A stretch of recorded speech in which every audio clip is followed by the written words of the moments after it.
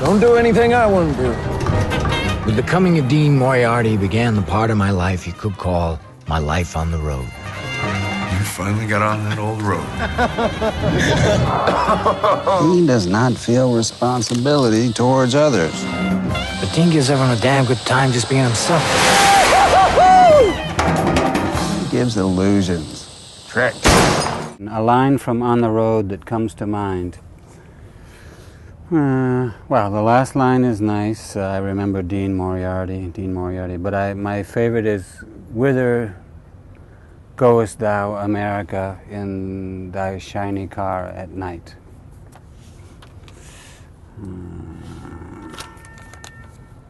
What's funny about you?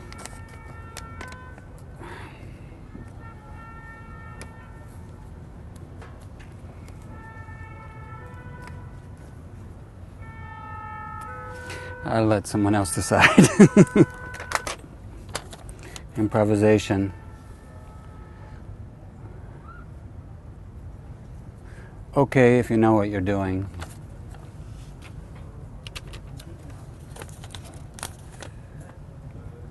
How does one direct you?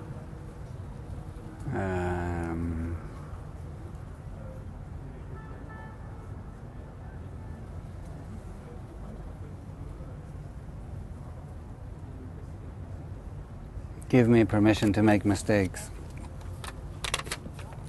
A perfect song.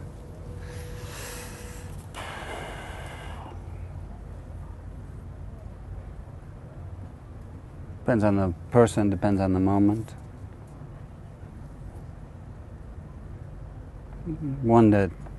A song that feels that you could have written, I suppose. Do you have examples of? Many, too many to name.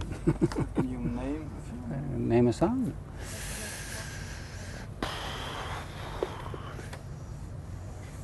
There's an Argentine song from the 1930s, which was a golden period of tango songwriting. It's been sung by many people, this song. It's called Envidia, envy, jealousy. The version I like the most is by Ada Falcón. It's a great song. Envidia, envidia siente el cobarde, envidia siente el que muere, el que mata y el que hiere, porque no tendrá perdón. How obsessive can you be in your work? As obsessive as necessary. Well, some people call it obsessive. I just call it doing your job properly, which is, I worked only for a few days, about a week, including the rehearsals, to play Bull Lee, the Burroughs character. And I knew for this story, he's an important character because he was, as was the character, the real person he's based on, William Burroughs, a role model, an inspiration for these younger writers, like Ginsberg, like Kerouac, like Corso, like so many. One, for his knowledge about literature, his knowledge about drugs, his knowledge, a certain amount of knowledge about history and language, but mostly I think for his life experience, and above all for his spirit, his anarchist spirit. When I answer the thing about improvisation is fine if you know what you're doing, which sounds like a contradiction, but it's not a contradiction. William Burroughs did not really improvise so much as he tried to, in the sense that the surrealists did this, he tried to write as fast, or maybe a little bit faster than he could think. But the foundation of study previous and reading and was there. It wasn't like some guy just off the street never even read a book. He was somebody who knew a lot of things, and then he said, okay, everything I know, I'm not going to think about it. Like a good actor, you prepare, and then when it's the moment they say action, that's what's happening now. And you trust that what you studied, you trust that what you studied is there, and it will help you. And if it's not necessary, something else will happen. Later, after this story, Burroughs, with a cut-up technique and everything, he'll become much more, a bit wilder in his experimentation. But basically, from the beginning, he was using his imagination in terms of coming up with original kinds of syntax and grammar, even inventing words. Words that weren't real words, but they sounded like they could be, and they had a nice sound, musicality. I think he was very conscious, almost like a musician, of the sound of language all the time. And so I think that the younger writers were inspired by his attitude, which was, why not try it? Why not say it? He was about, he did not trust ideologies, political, artistic, anything, he was very unconventional in spirit, always, I think, until the end, and while the adulation of Burroughs towards the end of his life became kind of cliche, he never became cliche, I think, so this was something that inspired those guys, and that was very interesting to me, to find something there, you know what I mean? Sex, drugs, or rock and roll. Well, this is only a partial list. It could be much longer, and I don't see why anything should be excluded. It's only a question of time. Time is the only limitation. And who knows, maybe time isn't a limitation either, I don't know. Your biggest mistake. Yeah, I don't know. It's that sort of paradox that you have to do good work, you need to trust the other actors, you need to trust the director. But I have sometimes felt like it was a mistake, that I've made mistakes in trusting too much sometimes. You see the completed movie, and maybe there wasn't much intelligence used in editing the movie, and you think, well, I should have never given him this material. But it's difficult to say, because you have to, if you don't take a chance and trust, then you can't make real advancement creatively. You have to take a chance. And I probably learned, like most people, more from the mistakes than from the things that turn out well. I mean, acting is a creative performing, whether it's on stage or on film or music. It's something that when it goes well, singing a song or playing a part, it's the easiest and most fun job in the world. But when it doesn't go well, it's the most embarrassing and humiliating sometimes. It's terrible, and you just don't know how to fix it, and maybe the director can't help you, and sometimes there's just no way to solve the problem, and this is disappointing, but that's what happens sometimes.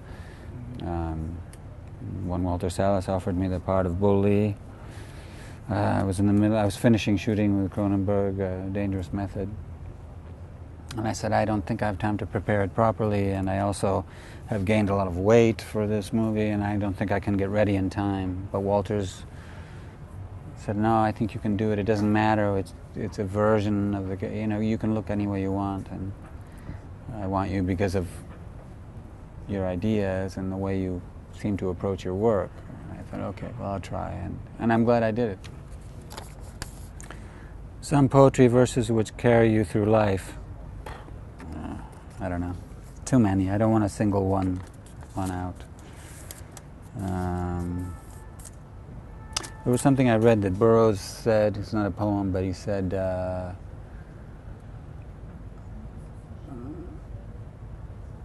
I'll say it in French, les artistes rêvent pour les autres.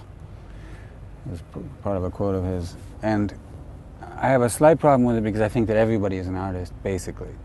All children are artists without even thinking about it. And I think that the way someone watches television or goes shopping or looks at the newspaper or puts on their shoes can be creative. Creative is only, to me, it only means that you're paying attention. Instead of being like, putting your shoe, you don't even remember that you put your shoe on. If you're paying attention and what color is your shoe and what's happening, and you know, that's being artistic. So it depends. So I'm not sure that there are artists and then ones who aren't, which is what Burroughs is implying. But maybe I would modify it and say that artists dream for those who are not conscious of dreaming. Maybe it would be better. I'm very curious to see all of these. That's why I'm actor, seducer. Well, you have to seduce yourself first. You know, if I believe it, that I am William Burroughs, then you will probably believe it. And if I don't, you might still believe it, but you'll believe it more if I believe it. The absolute artist could be anyone. Up to you. Only you know. What drives you mad?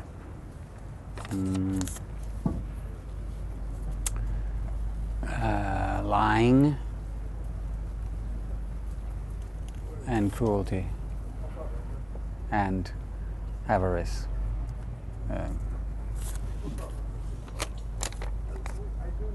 A character that never left you. All of them. Actor by nature?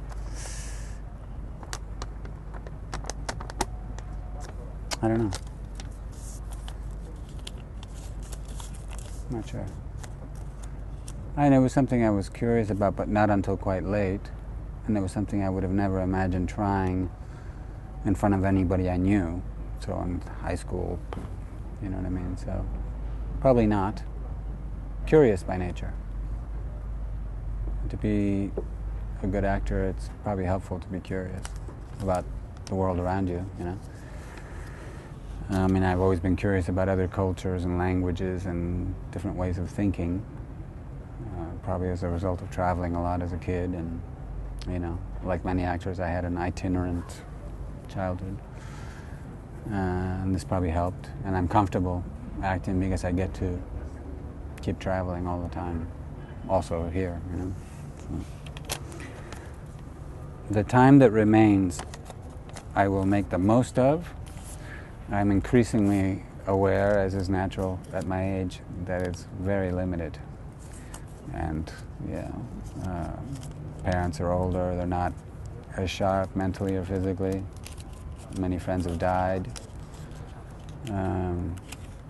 I've always had a kind of an urgency about doing lots of things because of life being short.